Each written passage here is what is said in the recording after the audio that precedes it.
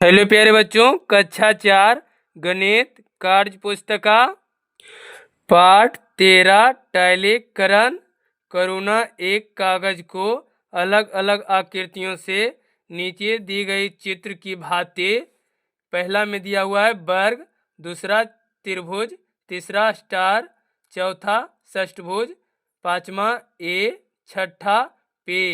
यानी चित्र की भांति ये वर्ग को हम वर्ग वाले आकृतियां से मिलाएंगे, त्रिभुज तो त्रिभुज वाली आकृतियां से मिलाएंगे, ये स्टार वाले आकृतियां से मिलाएंगे, षष्ठभुज तो षष्ठभुज को हम षष्ठभुज वाली आकृतियां से मिलाएंगे, ए यानी कि ए वाली आकृतियां से हम मिलाएंगे, पी वाली आकृतियां नहीं है तो ये छोड़ देंगे हम। बताइए कौन सी आकृतियां कागज को पूरे तरीके से ढक लेगी। तो इसमें हम पहले चित्र में देखेंगे कि ये जो वर्ग वाली आकृतियां और ये जो त्रिभुज वाली जो है, ये दोनों आकृतियां क्या है, पूरी तरीका से ढक लेगी। जिसमें ये वर्ग वाला और ये त्रिभुज वाला यानी 1 और ये 2। तो यहाँ पे हम लिखेंगे कि आकृतियां 1 और 2 कागज को पूरे तरीके से ढक लेगी। है कौन सी आकृतियां कागज को पूरे तरीके से नहीं ढक सकेगी। तो इसमें हम आकृतियां में देखेंगे ये दोनों आकृतियां जो ढक लेगा, लेकिन ये वाली आकृतियां देखिए पूरी तरीका से नहीं ढक रहा है। ये स्टार वाली भी आकृतियां पूरी तरीका से नहीं ढक रहा है, षष्ठभुज वाली भी ये भी पूरी तरीका से नहीं ढक रहा है, ये वाली भी आकृतियां पूरी तरीका से नहीं ढक रहा है। तो यहाँ पे हम लिखेंगे में कि आकृतियां 3, 4 और 5 कागज को पूरे तरीके से नहीं ढक सकेगी। प्रश्न है दी गई आकृतियों में से 2 ऐसी आकृतियां बताएं जिनको मिलाकर कागज को पूरा ढका जा सकता है।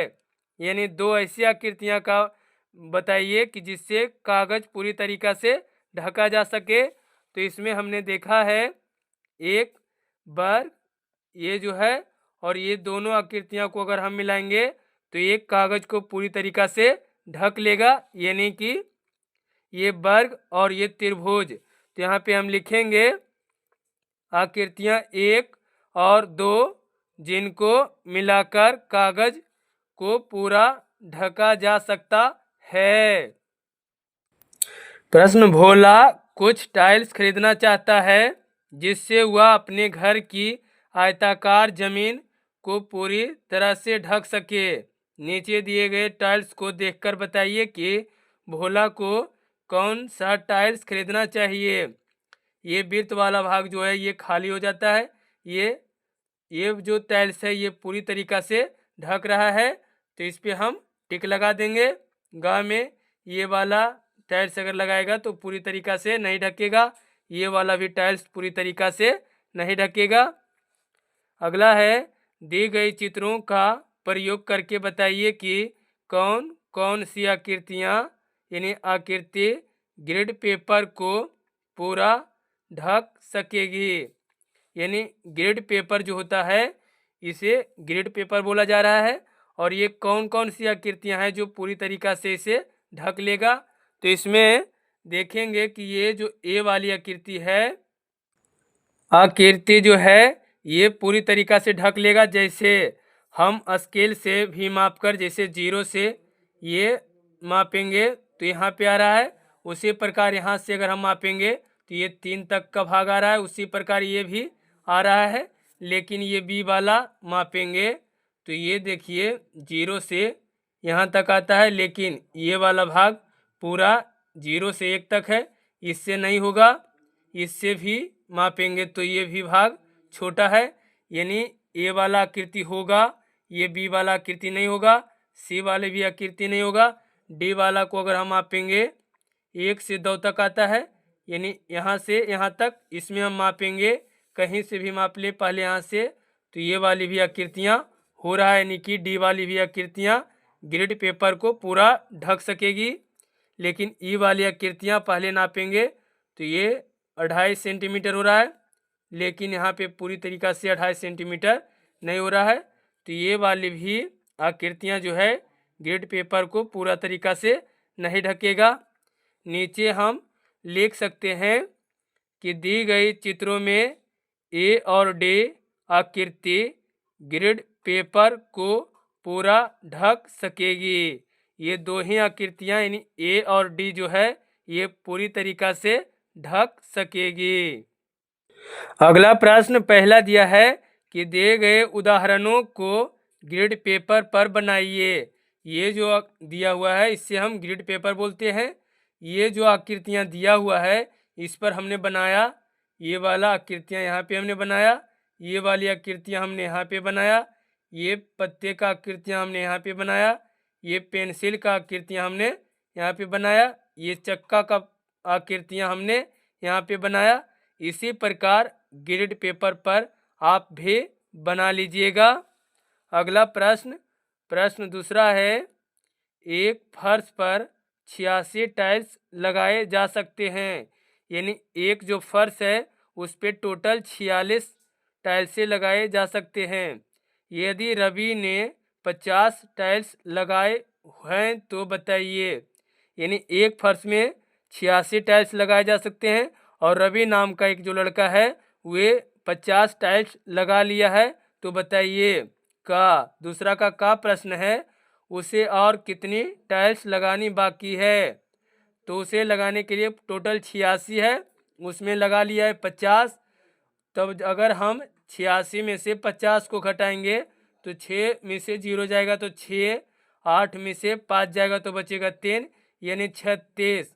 इसे हम लिखेंगे उसे और 36 टाइल्स लगानी बाकी है। खा प्रश्न है, यदि एक टाइल्स का मूल्य 110 रुपये हैं तो कुल टाइल्स लगाने के लिए कितने रुपये लगाने होंगे। यानी एक टाइल्स का दाम 110 रुपया है और कितना टोटल है 86।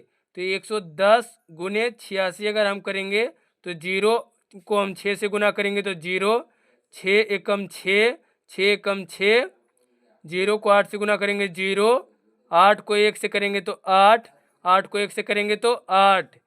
तो अगर हम इसे जोड़ेंगे तो 0, 6 और 0 6, 8 6 14 के 4 बाकी रहा 1, 8 और 1 9 यानी कि 9460। तो लिखेंगे हम यहाँ पे कि कुल टाइल्स लगाने के 9460 रुपये लगाने होंगे। यानी कुल टाइल्स लगाने के लिए यहाँ पे हम लिखेंगे लगाने के लिए 9460 रुपये लगाने होंगे।